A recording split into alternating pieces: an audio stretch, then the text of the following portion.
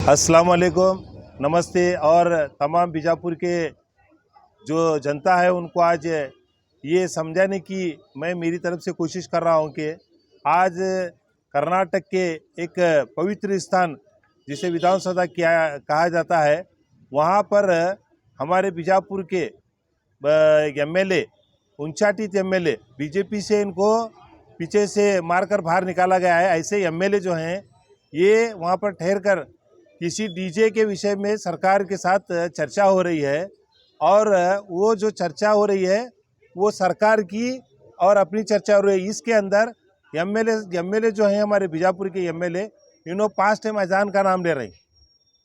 तुम्हारे अंदर कितनी खुजली है बीजापुर के एमएलए के अंदर है, ये क्या तो तुम्हें क्रिएट करना चाहते हैं बीजापुर के अंदर है। कर्नाटक के एक पवित्र स्थान के ऊपर ठहर को तुम्हें वहाँ पर कोई जात, कोई धर्म, कोई कुछ भी नहीं रहता, वहाँ सब लोग समान हैं। वहाँ पर तुम्हें ठहर को क्या है मालूम है क्या, एक जाति विशेष की एक प्रार्थना के बारे में तुम्हें, वो अजान के बारे में तुम्हें बोल रहे हैं। तुम्हें शर्म आना, और तुम्हारा मुसलमान क्या तो बोल रहे हैं क्या? वो सरकार का और तुम्हारा मसला है। सरकार डीजे को परमिशन दिए, हमें भी क्या बोल रहे हैं डीजे को, क्या है तुम्हें डीजे करो नहीं तो छोड़ो। तुम्हें हमारा विषय क्यों ले रहे इसमें अजान का वगैरह। तो एमएलए यतनाल को शर्म नहीं है। परसों दिन इसके अंदर आलमेर के अंदर बैकवा चपड़ा से मारने पीछे लगे, तुम्हें शर्म नहीं आ रही? और क्या करना, अब क्या गोबर लगा के मारना है? अब वो बैकवा को परसों दिन जो तुम्हें बोले वो अल्फाज को तुम्हें जो बोले हैं उसके बाद बैकवा तुम्हें मारने पीछे लगे। अभी ये जो तुम्हें कर रहे हैं, एक पूरे कर्नाटक को तुम्हें बहकाने की कोशिश कर रहे हैं, और यहाँ के हिंदू, कर्नाटक के हिंदू तुम्हारे बहकावे में आने वाले नहीं हैं।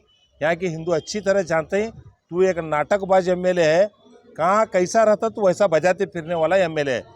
और आइंदा हमें भी बीजापुर के उस्तुवारी मिनिस्टर से भी बोलते हैं, और कर्नाटक के सीएम को और यूटी कादर साहब को स्पेशली बोल रहे हैं कि वो जो क्लब के अंदर वो जो उन्हें बातें ये करे वो रिकॉर्ड में नहीं रखना, वो रिकॉर्ड से बाहर करना कर को बोल को मैं आग्रह करता हूँ हमारे कर्नाटक सरकार से।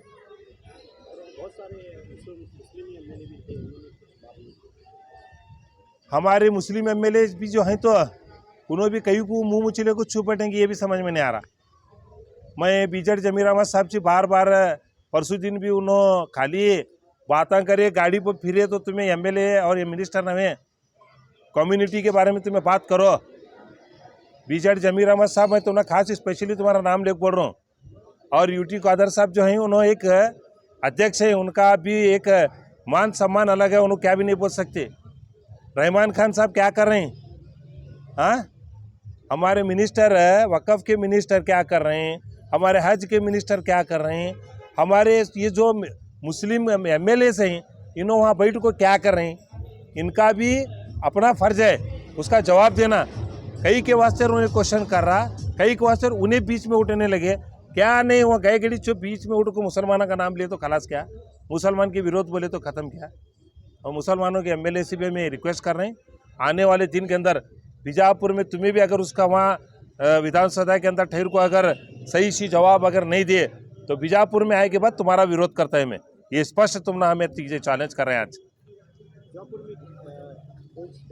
के पुलिस से भी मामले नहीं है क्या वहाँ पर बात करने के लिए? क्योंकि अभी तक तो डेवलपमेंट 7 दिन का हम देख रहे हैं, 7 दिन में बीजापुर का नाम डेवलपमेंट के बारे में बारिश की वजह से बहुत सारी सड़कें, सारे प्रॉब्लम्स भी हैं बारिश से। बीजापुर तूफान में उड़ को भी गया, बारिश में भो को भी गया, तो भी हमारे यतनाल साहब को क्या है मालूम है क्या, कडली मट्टी क्या है ना, कडली धर्म कडली, और धर्म कडली को क्या है मालूम है क्या, सिर्फ अपने हुद्दे की, अपने एमएलए सीट को कैसा बचा लूँ, क्या हिंदुआ का क्या इन्हें उद्धार नहीं करने वाला, इन्हें सिर्फ नाटक कर रहा। बीजापुर के अंदर फ्लड आया, क्या कराया इन्हें? क्या भी नहीं कराया। बीजापुर के अंदर हमारे पूरे मुस्लिम वार्ड्स के अंदर एमबी पाटिल फिर को आ रहे हैं, उन्होंने बबेश्वर के मैये एमएलए और बीजापुर के उस्तुवारी मिनिस्टर है। शर्म आना तुझे, तेरे भी वार्ड में काम कर रहे नहीं एमबी पाटिल है, मुसलमाना के वार्ड में के अंदर उन्होंने फिर को देखो अभी डेवलपमेंट का काम चालू करा रहे हैं। क्या है मालूम है क्या, रीज़न एक ही है, मुस्लिम को गालियाँ दे तो हिंदुआ के 4 लपूटबाज हैं पीछे से सीटी मारने वाले, और उनका क्या है मालूम है क्या, उनका मकसद सिर्फ यह है कि हिंदुस्तान की पब्लिक को बहकाना, बीजापुर की पब्लिक को भड़काना, एक दूसरे के बीच में झगड़े लगाना, झगड़े लगा को क्या मालूम क्या मैं एमएलए बनना, बार बार मैं एमएलए बनना। इस बार हिंदू मुसलमान सब जने मिला को तुम ना अच्छा पाठ सिखाते हैं बसंत गौड़ा धर्मकडली साहब को। आने वाले दिनों में तुम्हारे इसकी तरफ से कुछ प्रोटेस्ट होगा? है बिल्कुल है। हमें हमारे कम्युनिटी के लोगों से बात करते हैं, हमारे लीडर्स से बात करते हैं, इसके बारे में एक अच्छा भाई क्या है मालूम है क्या ये बार इसका बाजार बराबर करना ऐसा एक इंतज़ाम करते हैं। हर बार ऐसे ही बोल के छोड़ते हैं? नहीं देखो हर बार के मसले जो हैं रोड पर ठहर को वो क्या बोलते हैं तो ये बोले सर का रोड पर भोगते रहते हैं तो वैसा भोगे सर का भोगता था। अभी विधानसभा के अंदर बोले हमें भी सब हमारे मुस्लिम लीडर्स को अगर जो मुसलमान है कि हमारे इनो एमएलए हैं उनके पास बेंगलुरु को जाको उनको बराबर क्या है सर ले को चाहते हैं ये बार। जनता का ये भी आरोप है कि हर बार ऐसा बोलता वो प्रेस मीट करके छोड़ा दिया जाता है, उसके ऊपर कुछ एक्शन नहीं उसे बहुत बढ़ावा भी नहीं देना। उन्हें एक कचरे का डब्बा अच्छे सरकार एक बटे एमएलए सिर्फ मुसलमानों को बुरा इसलिए बोल रहा, हिंदुओं का भला करने को तो नहीं बोल रहा नहीं उन्हें, खाली इसके वास्ते बोल रहा कि अपना भला हो सके, अपने बाल बच्चों का भला हो सके। अब परसों जी ने उन्हें जो बोला 5 लाख का विषय है क्या बेटन है बात तेरे दो बेटन को एक काम कर वो तो दूसरी बात रही और मुसलमान है कि करने का हमें तो जी चप्पल गाड़ को मारता है हमारे घर तरफ मुंह भी करेगा तो तेरी औकात नहीं है मुसलमानों की बेटियों की किसके भी साथ ये करने। और हमारे बेटियां भी शेरने हैं तुम्हारे बहकावे में आने वाले नहीं हैं। तेरी मस्ती को तुझे बराबर तोड़ते हैं ठहर जरा से तेरा वक्त है संविधान के अंदर तेरा बराबर करते हैं तेरा हिसाब किताब जो भी होगा बराबर ही होता है। हमारे बेटे तेरा हिसाब बराबर करते हैं आता हुआ वक्त